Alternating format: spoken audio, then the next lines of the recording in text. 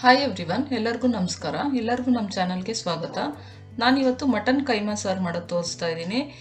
ನಾನು ಆಲ್ರೆಡಿ ಒಂದು ಕೈಮಾ ಸಾರು ಮಾಡೋದು ತೋರಿಸಿದ್ದೀನಿ ನಾರ್ಮಲ್ ಆಗಿ. ಇದು ಗ್ರೀನ್ ಕಲರಲ್ಲಿ ಮಾಡ್ತಾ ಇದ್ದೀನಿ. ಇದಷ್ಟೇ ತುಂಬ ಚೆನ್ನಾಗಿರುತ್ತೆ ಈ ಕೈಮಾ ಸಾರು.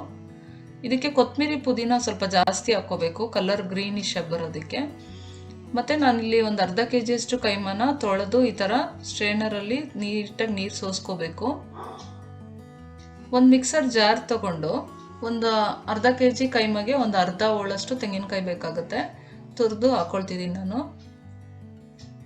ಒಂದು ಬೆಳ್ಳುಳ್ಳಿ ಸೇರಿಸ್ಕೊಂಡಿದ್ದೀನಿ, ಒಂದು ಈರುಳ್ಳಿ ಚಾಪ್ ಮಾಡಿರೋದು, ಒಂದು ಟೊಮೆಟೊ, ಒಂದು ಸ್ವಲ್ಪ ಕಡಲೆ ಹಾಕ್ಕೊಂಡಿದ್ದೀನಿ, ಒಂದು 7ರಿಂದ 8 ಹಸಿಮೆಣಸಿನ್ಕಾಯಿ, 1 ಇಂಚಷ್ಟು ಶುಂಠಿ ಮತ್ತು ಕೊತ್ತಂಬರಿ ಪುದೀನ ಸೇರಿಸ್ಕೊಂಡು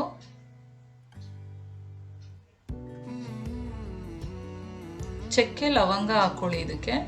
ಮತ್ತು ಸ್ವಲ್ಪ ಮೆಣಸು ಹಾಕಿದ್ದೀನಿ, ಒಂದು 1/4 ಸ್ಪೂನ್ನಷ್ಟು. ಇಷ್ಟನ್ನು ಸೇರಿಸಿ ಫೈನ್ ಪೇಸ್ಟ್ ಆಗೋಗೆ ರುಬ್ಕೋಬೇಕು. ನೋಡಿ, ನಾನು ರುಬ್ಕೊಂಡು ತೊಗೊಂಡು ಬಂದಿದ್ದೀನಿ. ಮಸಾಲೆ ರೆಡಿ ಆಯಿತು. ಇವಾಗ ಇದರಲ್ಲಿ ಅರ್ಧ ಮಸಾಲೆನ ಒಂದು ಪ್ಲೇಟಲ್ಲಿ ತೆಗೆದಿಟ್ಕೊಳ್ತಿದ್ದೀನಿ ನಾನು. ಸಾರ್ಗೆ ಅರ್ಧ ಬೇಕಾಗುತ್ತೆ ಮತ್ತು ಕೈಮಾ ಉಂಡೆಗೆ ಅರ್ಧ ಬೇಕಾಗುತ್ತೆ. ಇನ್ನು ಉಳಿದಿದ್ದನ್ನ ನಾನು ಜಾರಲ್ಲೇ ಇಟ್ಕೊಂಡಿದ್ದೀನಿ. ಅದ್ರ ಜೊತೆ ಕೈಮಾ ತೊಳೆದಿಟ್ಕೊಂಡಿದ್ನಲ್ಲ ಅದನ್ನು ಹಾಕಿ ರುಬ್ಕೋಬೇಕು ನಾವು. ಒಂದು ಸುತ್ತು ರುಬ್ಕೊಂಡ್ರೆ ಸಾಕು, ಏಕೆಂದರೆ ಅಂಗಡಿಲೇ ಚೆನ್ನಾಗಿ ಕೈಮಾ ಒಡೆದು ಕೊಟ್ಟಿರ್ತಾರೆ. ನಾವು ಒಂದ್ಸರಿ ಒಂದು ಸುತ್ತು ಸುತ್ಕೊಂಡ್ರೆ ನೋಡಿ ಈ ಕನ್ಸಿಸ್ಟೆನ್ಸಿ ಬರುತ್ತೆ. ಇದನ್ನು ಚೆನ್ನಾಗಿ ಮಿಕ್ಸ್ ಮಾಡಿಕೊಂಡು ಉಪ್ಪು ಸೇರಿಸ್ಕೋಬೇಕು. ಇದಕ್ಕೆ ಉಪ್ಪು ಹಾಕ್ಕೊಂಡು ಈ ಥರ ಉಂಡೆಗಳು ಮಾಡಿಕೊಂಡು ರೆಡಿ ಮಾಡ್ಕೋಬೇಕು ಕೈಮಾಗೆ. ನಾನಿಲ್ಲಿ ಒಂದು ದೊಡ್ಡದೊಂದು ಬಾಣಲಿ ಇಟ್ಕೊಂಡಿದ್ದೀನಿ. ಅಗಲವಾಗಿರೋದು ಇಟ್ಕೊಂಡ್ರೆ ಕೈಮಾ ಗೊಜ್ಜಿಗೆ ಕ್ಲೀನಾಗಿ ಹಾಕ್ಕೋಬೋದು.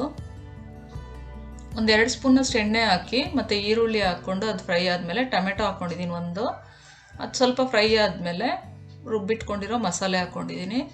ಈ ಮಸಾಲೆನ ಚೆನ್ನಾಗಿ ಫ್ರೈ ಆದಮೇಲೆ ನೋಡಿ ನೀರು ಹಾಕ್ಕೊಂಡಿದ್ದೀನಿ. ಚೆನ್ನಾಗಿ ಮಿಕ್ಸ್ ಮಾಡ್ಕೊಳ್ಳೋಣ ಇವಾಗ.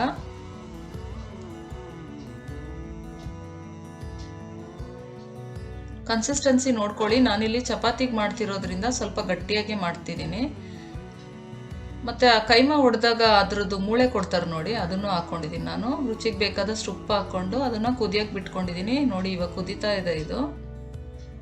ಇವಾಗ ನಾವು ಕೈಮಾ ಉಂಡೆಗಳನ್ನ ಇದಕ್ಕೆ ಸೇರಿಸ್ಕೋಬೇಕು. ಕಲರ್ ನೋಡಿ ಎಷ್ಟು ಗ್ರೀನಿಶ್ ಆಗಿ ಎಷ್ಟು ಚೆನ್ನಾಗಿ ಬಂದಿದೆ. ತುಂಬ ಚೆನ್ನಾಗಿತ್ತು ಟೇಸ್ಟ್ ಇದು.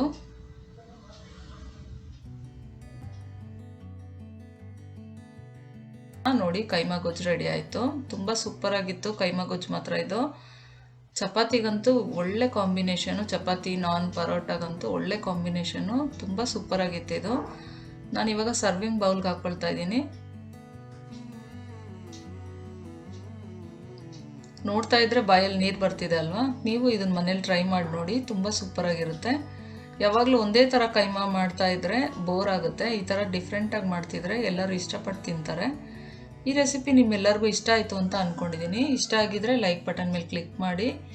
ನನ್ನ ಚಾನಲ್ ಇನ್ನೂ ಸಬ್ಸ್ಕ್ರೈಬ್ ಮಾಡಿಲ್ಲ ಅಂದರೆ ಪ್ಲೀಸ್ ನನ್ನ ಚಾನಲ್ ಸಬ್ಸ್ಕ್ರೈಬ್ ಮಾಡ್ಕೊಳ್ಳಿ ಫ್ರೆಂಡ್ಸ್. ಮತ್ತು ನನ್ನ ವಿಡಿಯೋಸ್ನ ನಿಮ್ಮ ಫ್ರೆಂಡ್ಸ್ ಆ್ಯಂಡ್ ರಿಲೇಟಿವ್ಸ್ಗೆ ಶೇರ್ ಮಾಡಿ. ಮತ್ತೆ ಸಿಗೋಣ ಇನ್ನೊಂದು ವಿಡಿಯೋದಲ್ಲಿ. ಅಲ್ಲಿವರೆಗೂ ಟೇಕ್ ಕೇರ್. Thank you.